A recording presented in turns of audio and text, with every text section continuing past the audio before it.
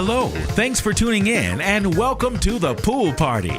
I hope you can swim because we're definitely diving into the deep end with a huge splash of truth, facts, evidence, information, and proof. Swim. Say what you mean.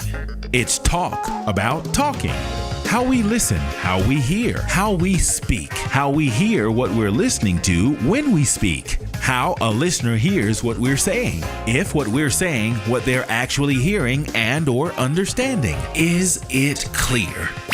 Swim. Say what you mean. Well, that's just the beginning of understanding, because after we get that understanding, how do we accept it? How we respond if it's not what we expect is paramount. Are you okay with the truth? Are you man, woman, human, or spiritual enough to accept the truth?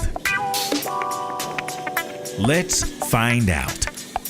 Welcome to the SWYM-ing Pool with your host, Travis Bridges. Hey, what's happening, everybody? It's another Wednesday evening, and I am your host. Did you hear what the announcer said?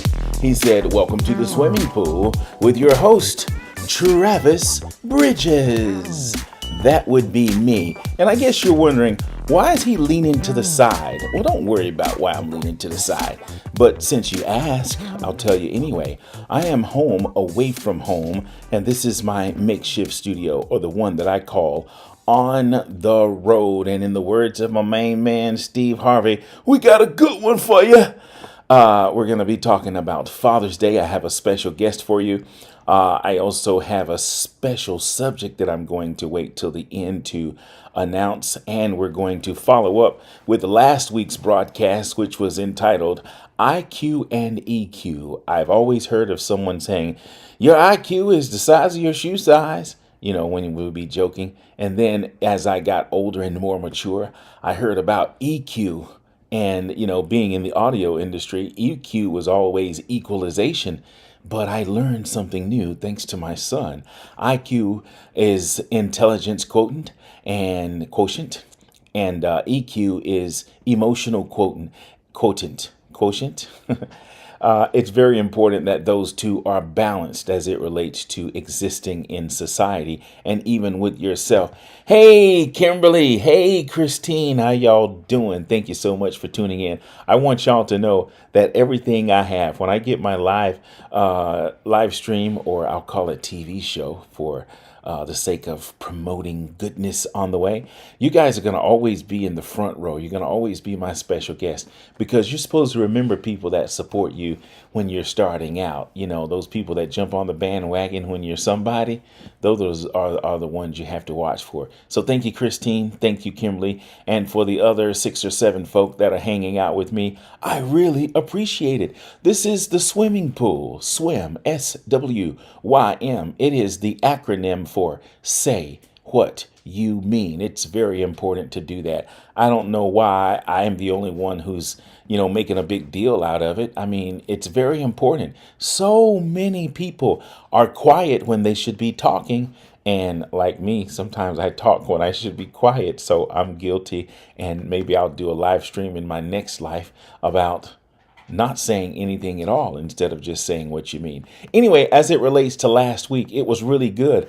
I got 9 new subscribers, and got quite a bit of feedback on last week. And I think I know why, because last week is the beginning of what I'm going to start building on. Since I started the live stream, I was, playing my saxophone, and I was just trying to get used to the cameras and the microphone and, being seen instead of heard. In my radio days, I used to be told, you have the face for radio. And I thought that was a compliment until I realized that it wasn't necessarily a compliment. Maybe I do have the face for radio. Now, maybe I've got the personality and the suaveness for the internet or the camera.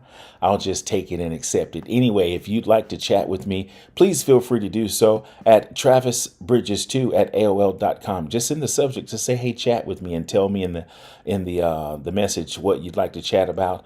Or if you'd like for me to chat about a topic, I will talk about anything anywhere with anybody. Okay. Anthony Morrow is also in the house. Thank you, Anthony Morrow. I appreciate it. I do have a guest standing by, and I have a guest that's with me here now. We're going to talk to my live guest. Then we're going to come back with the other guests, and it's going to be on and popping. So let me see if I can get my caller on, and we're going to go from there.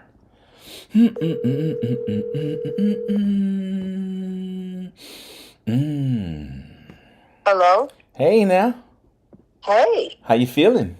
I'm good. How are you? Not bad at all. Thank you so much for hanging out with me. You know I appreciate it, right?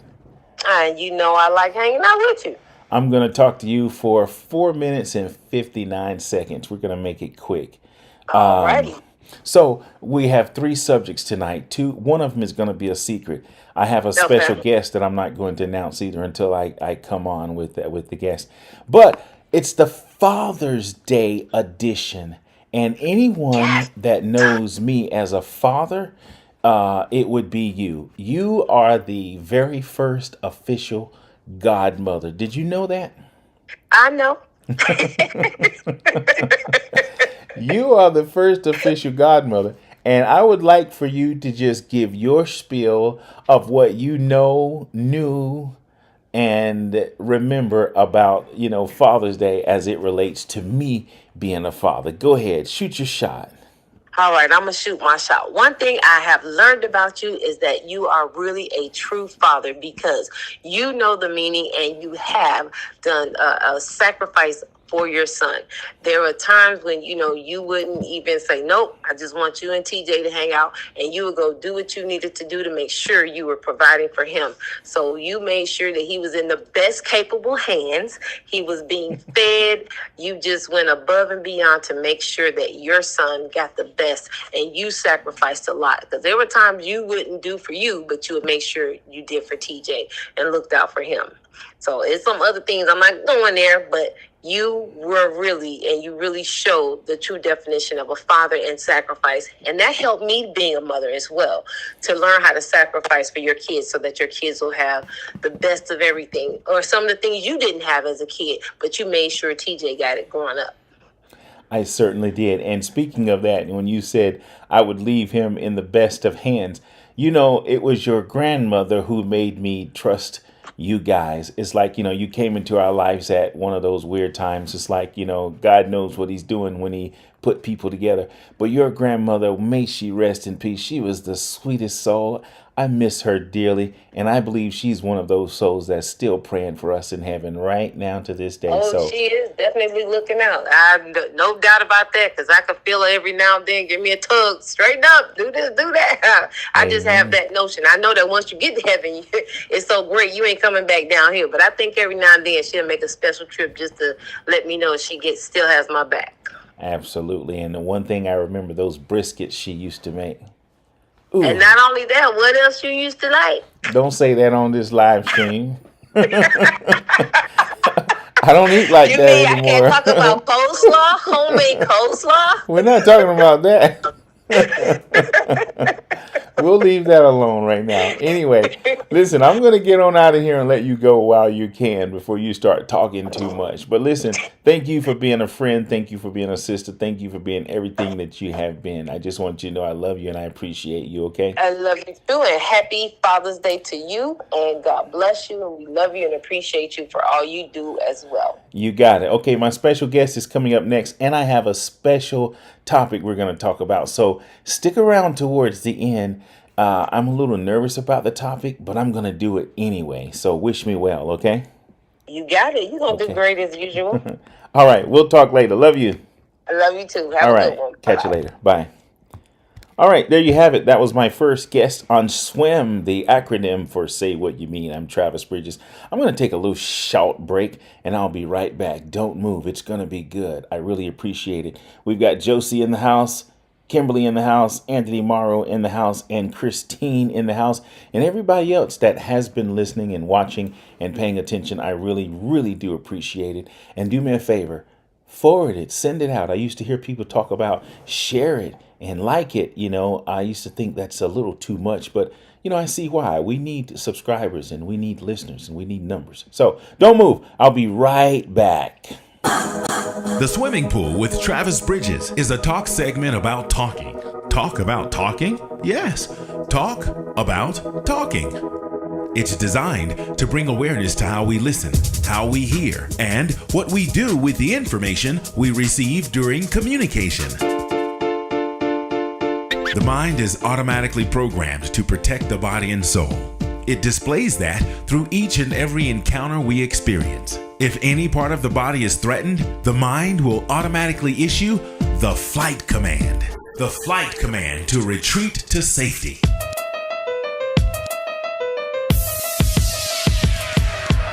Well, that same command is also deployed when our ego is threatened. The ego, yes, the ego. It's so natural and common, it happens oftentimes without us even knowing. Engaging in conversation and staying focused on what is present is considered mental fitness. It strengthens our emotions and helps us to gain control of our circumstances instead of having our circumstances overtake our thinking and our very existence.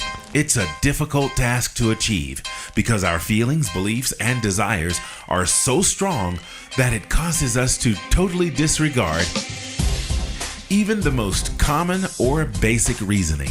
This live stream is only here to bring awareness to that subconscious process. Nothing or no one is actually wrong. However, the idea of being open to anything outside of what we've already concluded is golden, especially if the new information is transparent. The SWYM developers would like to say thanks for supporting, watching, listening, and sharing this information. Now, back to the swimming pool. Let's dive in and swim.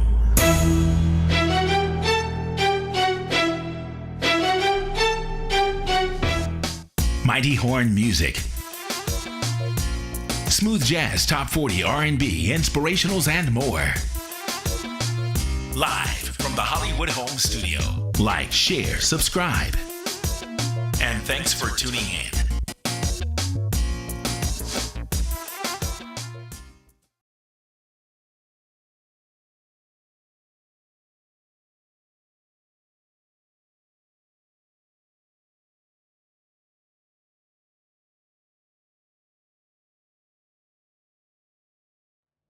Good evening and welcome to another edition of the Swimming Pool. I'm your host, Travis Bridges, and it has been a fantastic week already. I left home on Sunday afternoon for a special event that happened on Monday, and now we're on day 2 of the aftermath of that event that I'm going to tell you about in just a little bit.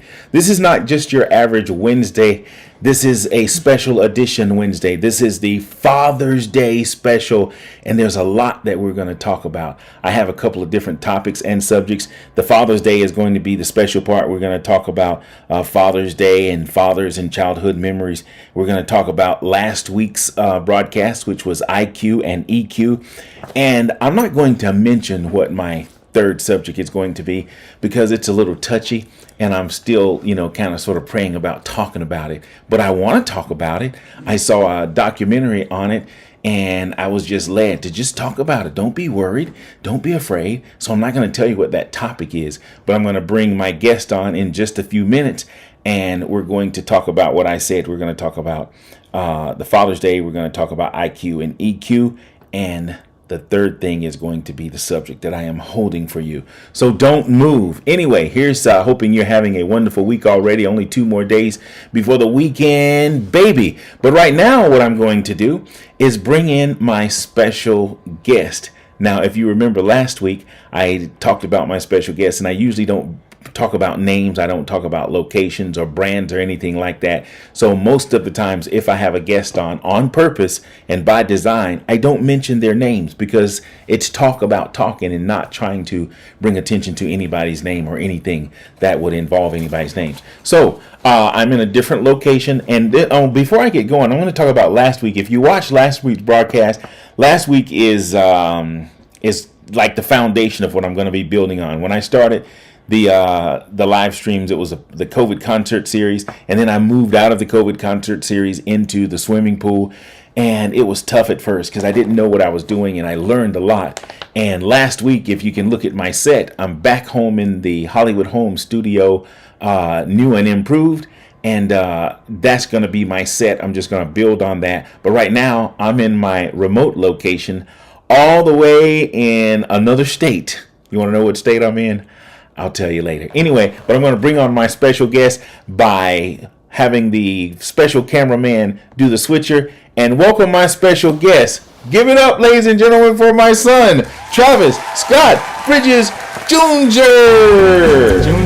Junior, yeah. How's everybody doing? I was in a meeting the other day, and somebody said, "So what's your name?" And I said, "Travis Bridges." And they said, "You have no middle name?" I said, "No." And they said, "What's your son's name? Is your son's name Travis Scott Bridges Jr.?" I said, "Yes, my son's name is Travis Scott Bridges Jr." And then the guy looks at me, and I didn't answer any questions. I didn't say anything, but I'm going to explain that now because, how is your name Travis Scott Bridges with the Junior, and then my name is just Travis Bridges? So for all of you who have been wondering about that, I'm going to explain that, and it was not a part of my broadcast, so I have to remember to take back some of this time that I'm using to explain this. Well, my name is Travis Bridges. That's the name my mother gave me, and my background is in radio, and my radio air name was Scott Murphy. There's another story about that. It's in my book. Get the book later this year, and it explains how I became Scott Murphy, but it was my radio air name. So when my son was born, I figured if I was going to make him a junior, I needed to include that special part of me, because you can't tell my life story without having my radio experience. You can look in the camera. What are you looking for? No, I'm chilling. I'm letting you go. Go ahead. Okay, so yeah, because I'm taking too long to get to the point. I'm letting you do that. I mean, what would you just say? So anyway, no. Well, the short part of the long story is that, my nickname, many people that are in the industry still call me Scott, and I answer just like, I answer, to Travis. But as I got out of radio as a live broadcaster, I just sort of went to the name my mother gave me as a musician. So I'm just Travis Bridges, but this is Travis Scott Bridges Jr., and the Scott is based on my radio name. So if anybody wants to know how that is the way it is, that's just the way it is. And I didn't explain in that meeting because it wasn't none of your business. Anyway, with that being said, how you doing, man? What's up? I'm all right. I'm just surviving right now. Surviving? Why are you just surviving? I'm recovering from this surgery. It's a grind right now. Oh, that's the good segue into it. I am out of town right now, and I came to visit my son because he had a special surgery, and I'm going to show in the background now the video of his accident. What happened, because he was in there and had about maybe 12 or 15 pounds on the bench, on the squat rack, and those 12 or 15 pounds caused him to have a massive and major injury that he had, that required major surgery. So, being the bad father that I am, I just stopped everything and got on a plane. You just be going, man. And flew here so that I could be here with him and his wonderful wife, who's going to be on the phone in a little bit. Not just his wonderful wife, but his wonderful wife who is expecting. So yeah, I just came here just to get away for a few moments, and the surgery was on Monday, and thank God it was a success. And now he's home acting like he's 2 years old, whining and crying about every little time somebody walked past that leg. But he's healing up pretty good, and I think he's going to be fine. Tell us about the accident and what you would do different, and what you would advise anyone who's heavy lifting to do and not to do to avoid what happened to you. Well, I guess the biggest part of the accident was while I was trying to re-rack the weight, I put the bar into the hook, and when I looked to check my right side, I saw it was in the hook, and I was like, all right, I'm good. So I went to look on the left, and when I dropped, the right side missed the hook, and I tried to catch that weight at an awkward angle, and I felt a pop in my right quad and hit the floor. So I said the number one thing, if you're going over at least 50% of your weight, I was squatting at about 60%. Mm-hmm. How much was that on that rack? I said 5 or 10 pounds just to be joking, but how much was on there? On the plates, it was about 405, and then I had resistance bands that added about 130 pounds of tension at the top. So 405 and 130, that's about 900 pounds? Yeah, something like that. 535 at the top. Okay. Yeah, so when I missed that, those resistance bands was pulling that weight. You know what I mean? And it just caught me at a wrong angle. So right. Overall, I guess the biggest lesson learned, if I'm in there, I should have had a spotter at least. Yeah. That's the number one thing, and should have just paid attention a lot more okay. when I looked at the rack. And you are expecting a full recovery, and how soon before you're going to get back in there and put more weight on, you think? I'm not going to rush it because my old trainer used to say all the time the most common injury is re-injury. So yeah. I'm just going to take his advice and take my time with it because this pain is something I never want to experience again, and it's just a learning experience. Awesome. Yeah. Okay, so thanks to everybody for the thoughts and the prayers and the well wishes. Looks like he's on the way to recovery, and I can get back to my exciting, wonderful life back down in South Florida in another day or so. With that being said, this is the special edition of swimming. It's the swimming pool. SWYM is the acronym for Say What You Mean. And we're just going to talk a little bit. As I said, we're going to talk about fatherhood and some childhood experiences. We're going to pick up last week from the IQ and EQ subject, and then I'm going to talk about the special section that we're going to discuss in a few minutes. So tell me, with you being a father in the making, you're going to be a father. Is there anything that you can say that you're looking forward to as it relates to your childhood? That's a trick question, so I'm going to say it again so that you can answer it. Is there anything that you're looking for being a father as it relates to your childhood experience? So I'm going to let you go on that. My childhood experience? Yeah. What are you looking forward to being a father as it relates to your childhood experience? Simply being there. I mean, my childhood experience, I was blessed to have you in the picture. You know, you were doing your thing, you were working, but you were there. You played with me, you were fun to be around. We still did our things, we hung out, we grinded, and I look forward to doing that with my kid because that made the world of a difference. Mm-hmm. Anything in particular that you want to do or do more of? Anything in particular that you don't want to do or any kind of experience that you may not want your child to have? Now, this is a tricky question because usually people start crying when they get to these emotional times, but I know that's not your case. But I want the realness of this. What is it that you want to give your child that you didn't get or you want more of? Because I haven't really thought about it. Because looking back, I've never really thought of what I didn't have. But I mean, I guess doing more hands-on things, you know. If I ask you to help mount this TV, you like, what? You know, so I'm trying to learn how to do this stuff on my own now. So that y'all can't hand mount a TV. What are you talking about? No, I'm just saying though. Just, you know, I want to do more hands-on things. Like I want to be the father that teaches my kid how to change their own oil or stuff like that. That's something I never really learned. You know, not throwing shade at you, but you know what I mean. Right. Well, I didn't know how to change oil. So. Yeah, exactly. So that's why I'm just kind of, you know, that was some stuff I had never learned. I saw other kids doing that. I'm like, all right, let me just try to incorporate that to my. In defense for myself, I have what they call a tool phobia. I don't like screwdrivers. Well, exactly. I don't like power I tools. just took some of that to apply. Cause I do too, but I know the best way to address that phobia is to embrace it. So I'm getting my reps in now. So when it's game time, I'm able to. But you guys are expecting a little girl. You're going to teach your daughter how to change oil? Most definitely. Because, I mean, I believe in having an independent. Did he say independent? Yeah, I don't want my daughter to be dependent on somebody else. Like what? Okay. You know, that's another live stream, but we're gonna let that go. Anyway, tell me. Okay, we were talking about being there. You know, with me being a single dad. Of course, we lost your mom at a very young age for you, and she wasn't there in it was after 3 or 4. Do you have any memories of your biological mom? Faintly, just random glimpses of like us sitting in the living room, watching Full House, you know, things like that. But nothing really vivid. Well, let me just, in her absence, let you know that she was a wonderful mother, wonderful person, and she loved her little boy.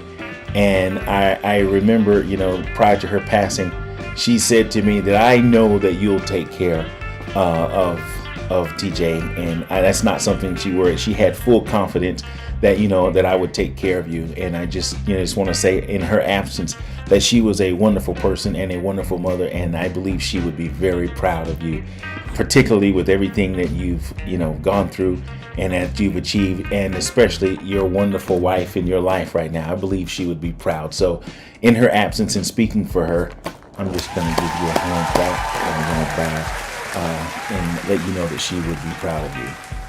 So moving on from that, after her transition, it was 8 years that went by before I even thought about moving on. It was very tough for me. That's another live stream also.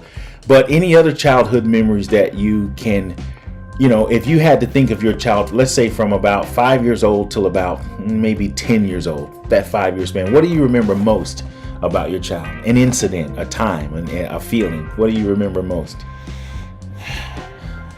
I guess I should have prepped you with these questions, but just go from the gut. I wanted it to be live. I didn't want you to have prepped questions. What do you remember about your childhood?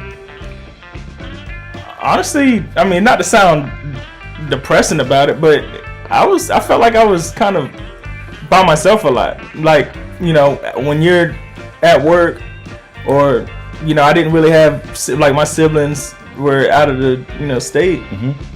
I didn't really have much friends, or I'm walking home from school. Like, I just remember kind of keeping to myself. I guess I got used to playing by myself. I know, looking back.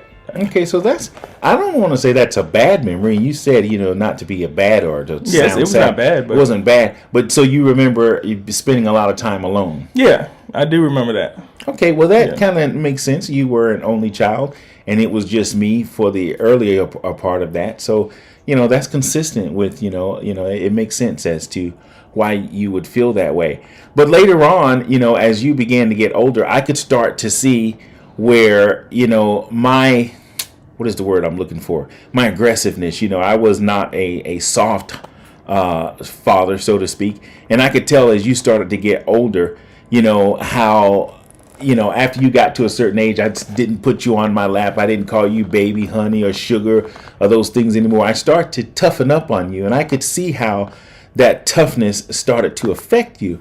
And I began to feel like, man, he really does need that soft touch, and I don't know what to do. It wasn't until then that I started to think myself that, maybe it wouldn't be a bad idea if I was to, either find a wife for myself or search for a mother for him. So I started to try that. And that's when we met Beverly, who accepted you as her child. Beverly is my former spouse, for those who don't know, but we're going to get into that. And I want you to share your experience with what it was like transitioning from just me to going into, and you can't give too much, and it's okay, it's a kind of a touchy subject, especially now, but the transition from, just having a father, then to going into, having an semi-adopted mother. What was that transition like for you? Just the beginning part.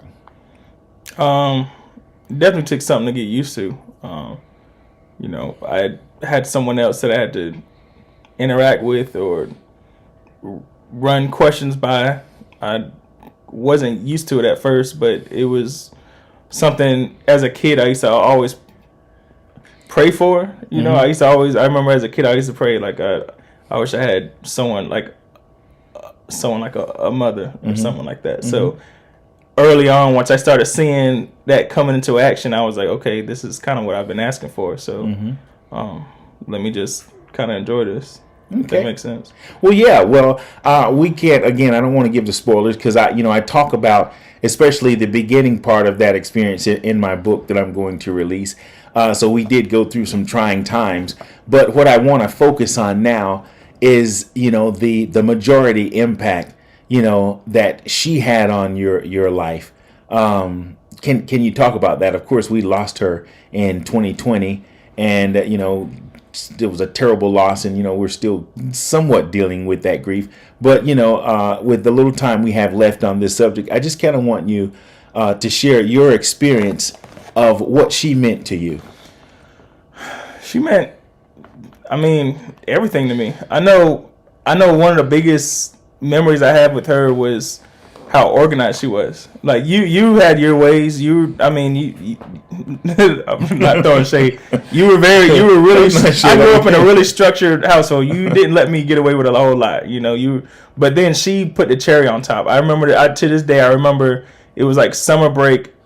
Probably one of the first summers I was spending with her, and she went and printed out an Excel spreadsheet of a schedule of chores that I had to do. Take out the trash on Tuesday, sweep the floor on Wednesday, and I'm thinking, what in the world? But instantly, it helped me establish a routine, and I kind of had some discipline where there was one day I missed something, and she was like, all you have to do is do this one thing, and then you're done. Mm-hmm. And I don't know, that kind of left a lasting impression on me. And she incorporated that, and I don't know, it's something that stuck with me. I respected that. Awesome. Okay. Well, we could go on and talk about that for hours and days, but we're going to move on, I guess, to the next subject we're talking about. I want to kind of revisit what we were talking about last week, which was the IQ and the EQ. You remember that conversation, right? Yeah. Okay. So in finishing that, what I reflected on is how your IQ can be one thing and your EQ can be something totally different. And just for the listeners and viewers, I learned something new. My son kind of introduced me this. IQ, we talk about it all the time, but it's intelligence quotient, and then EQ is emotional quotient. When those two are kind of sort of in line and there's a healthy balance between the two, you can find a person who can be productive and successful in society as it relates to family and work and in the community. But according to psychiatrists and psychologists, when one of those are off too much or not on enough, you can study that behavior, because as you said, if a person has a high IQ and a low EQ, they may not be getting the most of their potential. Right. But then with the EQ, it's just amazing, and it's something that you could study forever in every individual, how important it is. So in closing on that, I'm sure we'll have another opportunity to talk about it. And I'm going to be studying. You gave me a book to read. I'm going to get the audio version of that book. I don't think they have one.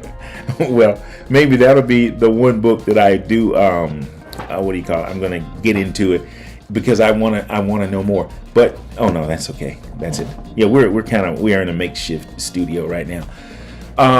But as it relates to IQ, what information? How would you say a person can be aware of whether their IQ or IQ is in balance? EQ. You're saying? What did I say? IQ. You said IQ and IQ, but IQ. EQ. IQ and EQ. How can the average person investigate themselves to know or to strengthen or to tone down one or the other so that they can be better balanced? I don't know. I think the biggest thing is, I'm only speaking from my perspective on it. That's what I want. Just yours. Be open to feedback. If something goes left in the conversation, be able to go back to that person and say, what went wrong in your perspective? What could I have said better or done better in this situation? And I know if you're hearing the same thing from different people, there's a trend to something, maybe there's possibly a truth to it. So you just kind of look back and evaluate what you could have done. And also, there's plenty of quizzes out there online. You take IQ quizzes or EQ quizzes online, and you can kind of read your answers and kind of get a professional review over your answers, and you kind of get a different perspective of that, get a third eye view of how you think. Yeah. This is kind of sort of not off the record, but in that same vein, what do you think of people saying, I'm trying to introduce something totally different. Actions speak louder than words. This is a yes or no for you. Is a person what they do? Yes or no? Is a person what they do? Yeah. Are you what you do? Person who does something, is that who they are or what they are? A person that steals, are they a thief, or did they just commit an act that a thief does? To me, they're a thief. Okay. Yeah. So if a person lies, that means they're a liar. Yeah. Okay. So if a person, so if a person cries, does that mean they are a crybaby? Yeah. How? I mean, Crying is normal. it is. I mean, I guess But you don't have to be a crybaby. You're right. I mean, that was a trick question. It was a trick question. But I mean, shoot. I guess there's just a time and a place to be a crybaby. I mean, if you're a crybaby, that Right. doesn't necessarily Your mean key it's word there is bad time thing. and place. Yeah. So if a person lies about something, I'm not sure that they are a liar. If they continue to keep lying, then maybe they are a habitual liar or a liar. But it's just hard for me to say that a person is what they do, because who we are created to be is not necessarily what we choose to do based on circumstances. I had a live stream on this some time ago, but I'm just not in sync with that. I understand why people say it, and why if someone does something, you can say, okay, well, what they did is who they are. But it's just hard for me to be that hardcore. So could you be a little lenient and say, okay, maybe a circumstance could call a person? I mean, I don't think it creates a permanent stamp, but you're asking a cut and dry question. I give you a cut and dry answer. Right. If I'm stealing, despite whether my family's starving or not, you're still a thief. Okay, no, I'm not. I don't mean it like that. But I think that when we're born, we're fearfully and wonderfully made. We're not a thief. And there have been many people who have been a certain way in their life. A person who uses drugs in a certain point in their life, they are an addict. But people recover from addict. Right. That's not who they are. That's just what they did. Who they are is an individual that's fearfully and wonderfully made. They are God's child, for lack of a better word. They are a human being just like you and me. Well, I look at it like in the moment. While they are addicted, they are an addict. But later down the road, once they recover from it, they're a recovered addict or they're no longer an addict. But I'm just looking at it in literal terms. Okay. Well, we can definitely do another live stream on that. That seems to be my go-to when I need to get out. Well, I got that from she would say, well, that's another show. But back to my point, I have a hard time with that, and I think IQ and EQ has something to do with why I just don't agree with that, so to speak, because people do things at certain times doesn't necessarily mean that's who they are. It's just what they did. All right. So I'm just kind of going to leave it there. And with that being said, we're going to move on for the sake of time. Oh, wow. I need to watch that battery right there. Yeah, I think we'll make it. Now I'm going to go into the tough part of this. This is something that I was kind of concerned about talking about because it can be controversial. So I'm going to breathe. So dramatic, man. I know, right? I'm gonna take my time and I'm gonna talk about this subject. Now, one of my all-time favorite movies is the documentary done by Spike Lee on the late Malcolm Little, aka Malcolm X.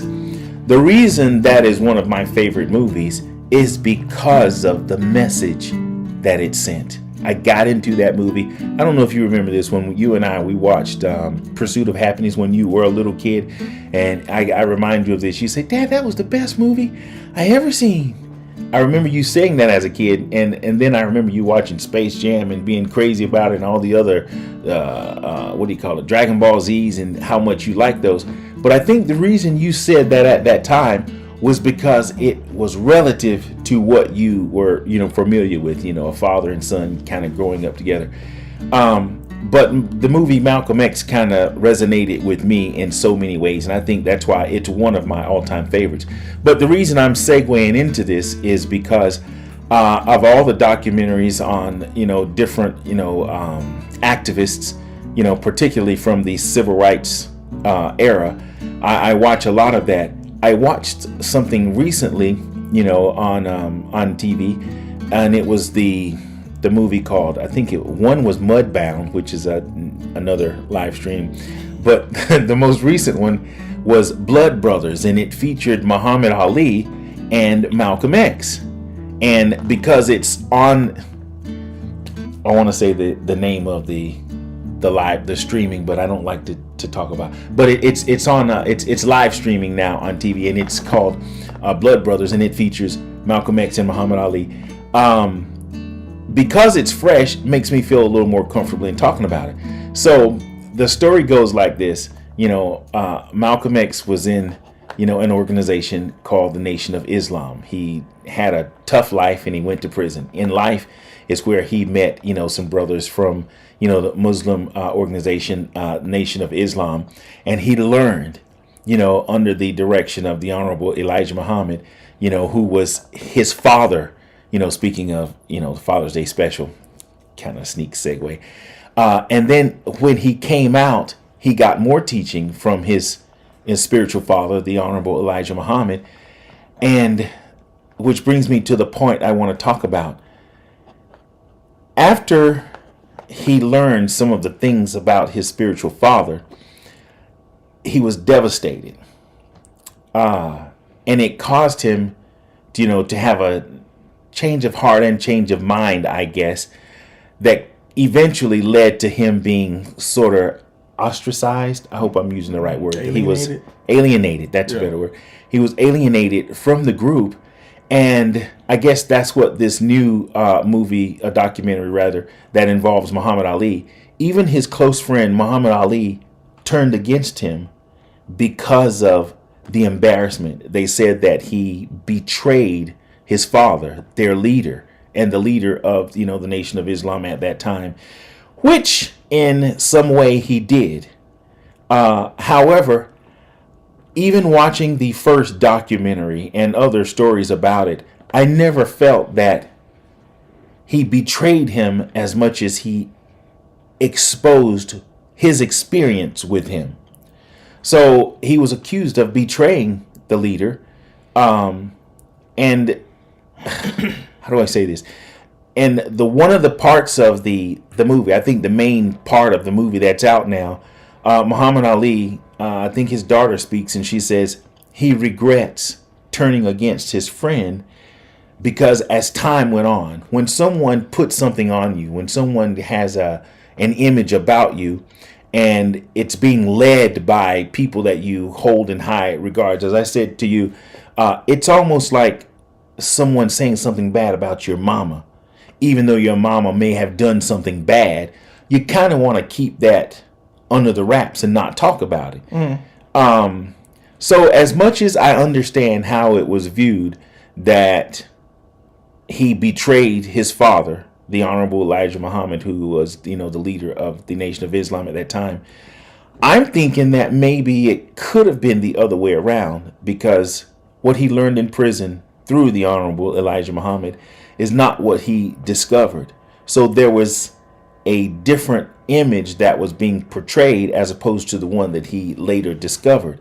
So he was accused of betraying the leader and betraying the nation at that time. But when you examine it fully and thoroughly, maybe he didn't, betray the nation or the leader. Maybe he was misled by the nation, and he just didn't know how to handle it.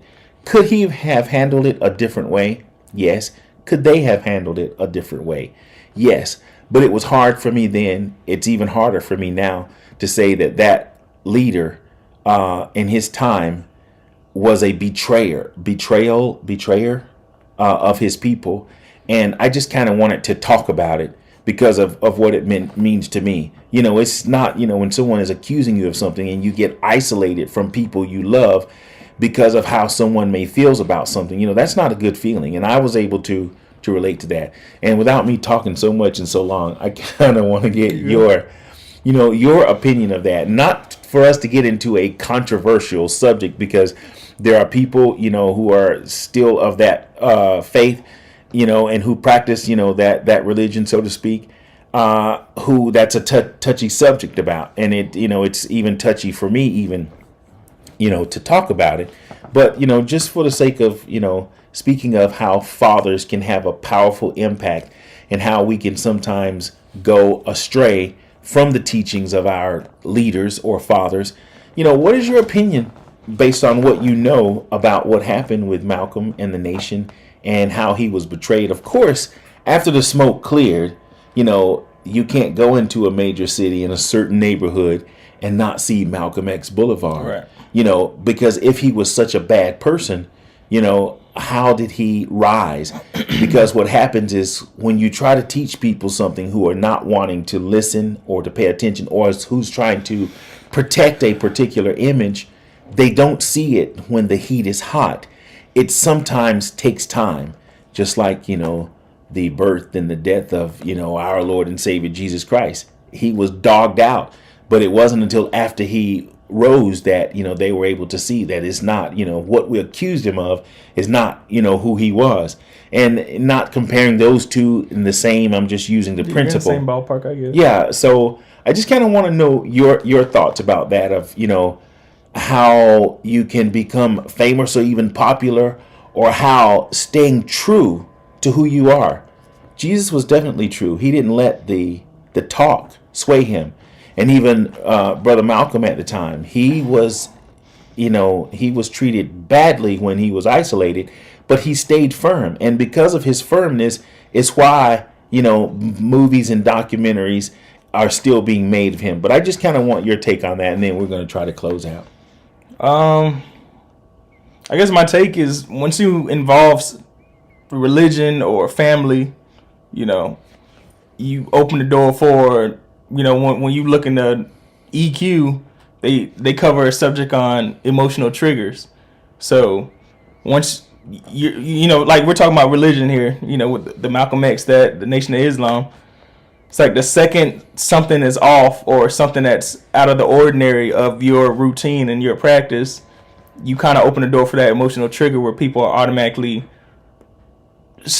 shunning, certain actions. I'm trying to. No, I think I get. You're saying the emotional triggers. Yeah. The moment Malcolm realized that what he was being told was not necessarily the case, he had a reaction or and eventually a response to that.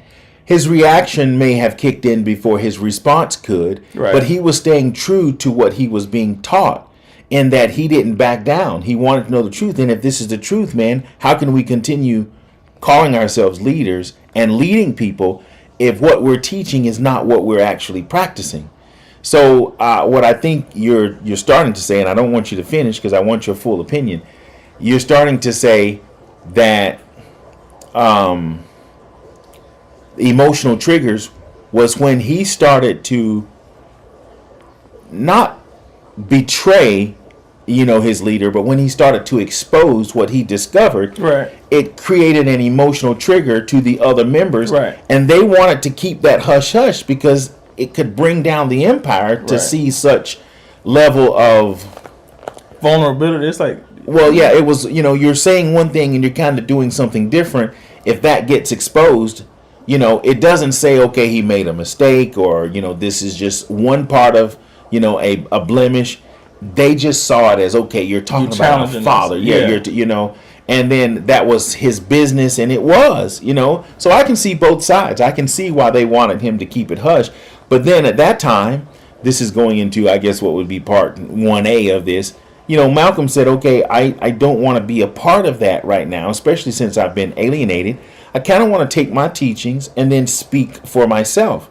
But because they gave him the foundation, it seems as if they didn't want him to be out there speaking because of how it could make them look. If he's now separated and then he's dividing, that culture, it just didn't look good. So they didn't want him out there like that, it seems. But anyway, your thoughts on that as it relates to whether or not he betrayed the leader or he just kind of exposed how he was affected by it. I know it's kind of tough. Just kind of get into it with me. And I don't think he betrayed. It was just because it was one of those things that once the smoke cleared later down the road, people started to understand his perspective. once the story was told. So it was just people didn't take the time to reach a common ground and understand that where he was coming from. You know, they were on guard of protecting their leader. They were blinded by the loyalty. Right. Yeah. Blinded by loyalty, which brings me to the point I want to make as we close. Talking, hearing, listening, and understanding is so important. It can save us a lot of time and emotions, and even lives in that case. Because if they could have just found a way to just part and go separate ways by discussing it, maybe it wouldn't have gotten so out of hand.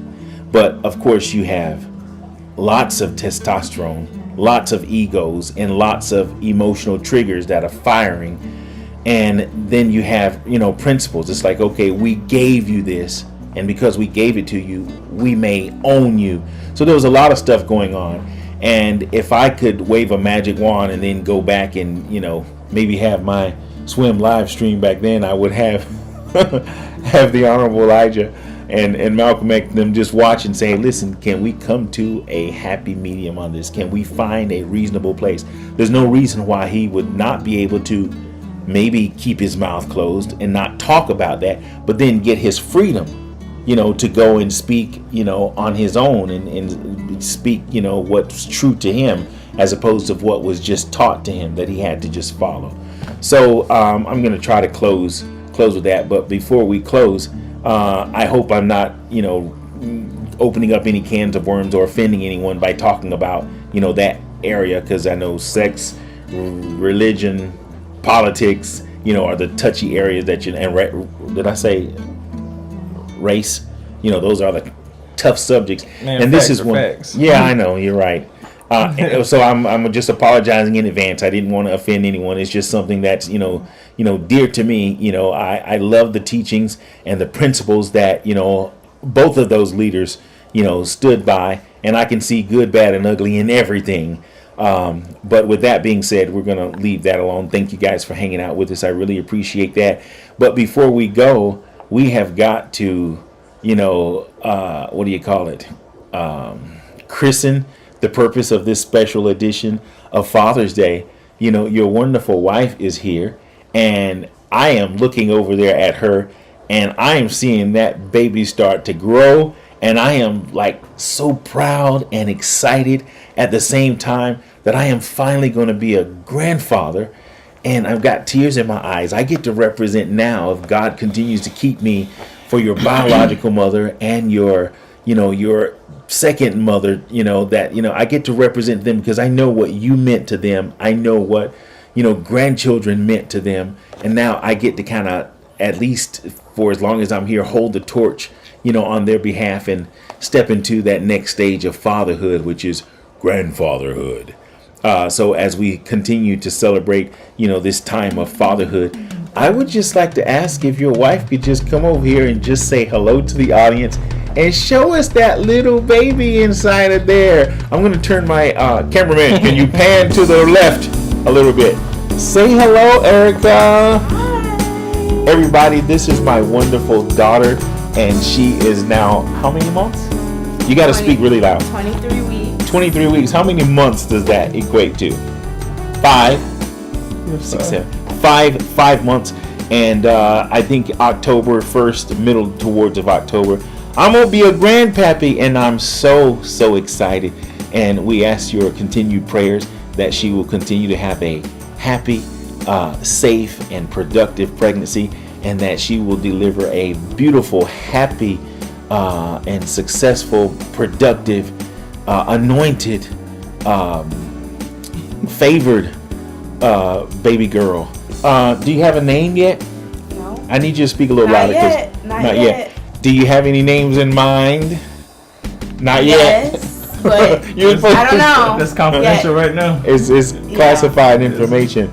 So we want you to be careful and be safe, and don't be like your husband over there, trying to lift the world, because we don't want any accidents. But we're going to just speak the blood of Jesus, over safety right now. Mm-hmm. Thanks for it. Turn to the side so we can get a side view. Y'all look at my little granddaughter in there. Look at that. Woo! Hey, little girl. How you doing? Can I say hi? Hi. Okay. Anyway, thank you so much. Anyway, listen, this has been a special edition of Swim. I'm sitting on my son's couch.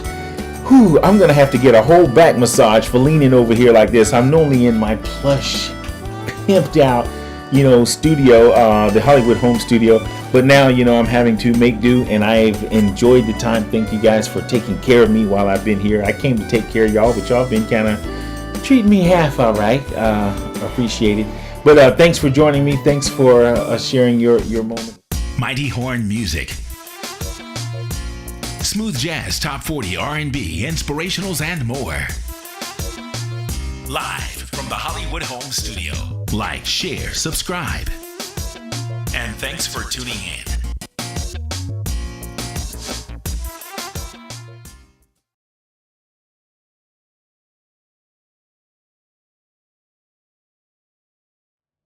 Good evening, and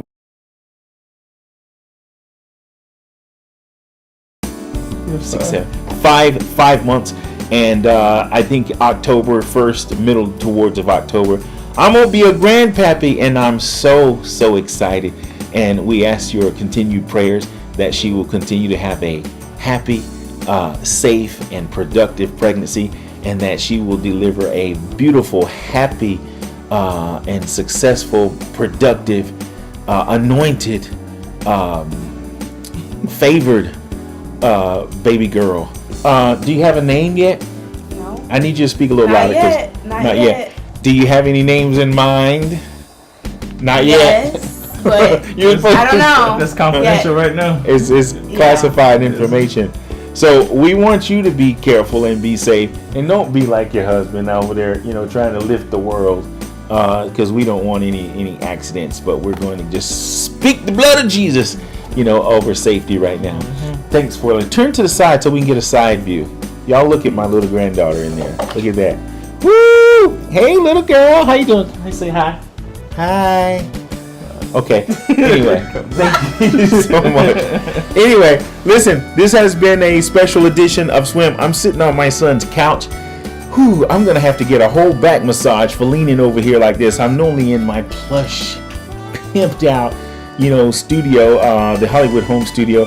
But now, I'm having to make do, and I've enjoyed the time. Thank you guys for taking care of me while I've been here. I came to take care of y'all, but y'all been kind of treating me half all right. Appreciate it. But thanks for joining me. Thanks for sharing your moment with us, Erica. And we're going to go. By the way, if you'd like to chat with me, I'd love to chat with you. TravisBridges2@AOL.com is my email address. Just put in the subject, talk, and then I'll have a subject, or I could talk to you. All right. So till the next time, do me a small favor. Find somebody that you need to say I love you to. Don't just say it, but show it. Okay. Have a wonderful rest of the week. Take good care of yourself. Till the next time, I'll see you later. Bye.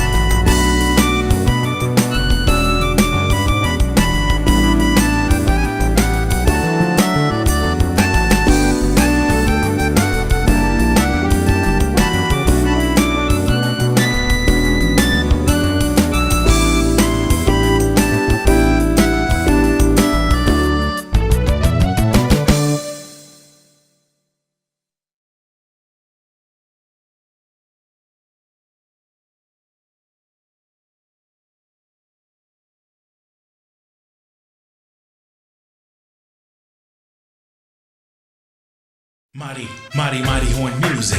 Mighty Horn Music.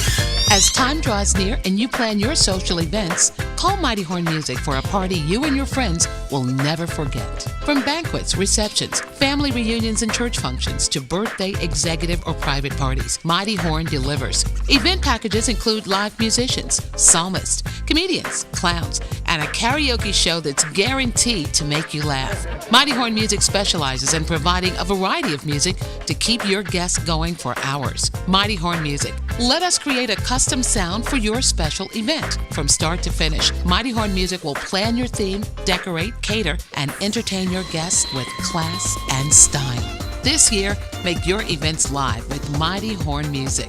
Call 786-487-7338, 786-487-7338, or log on to mightyhornmusic.com and let's party.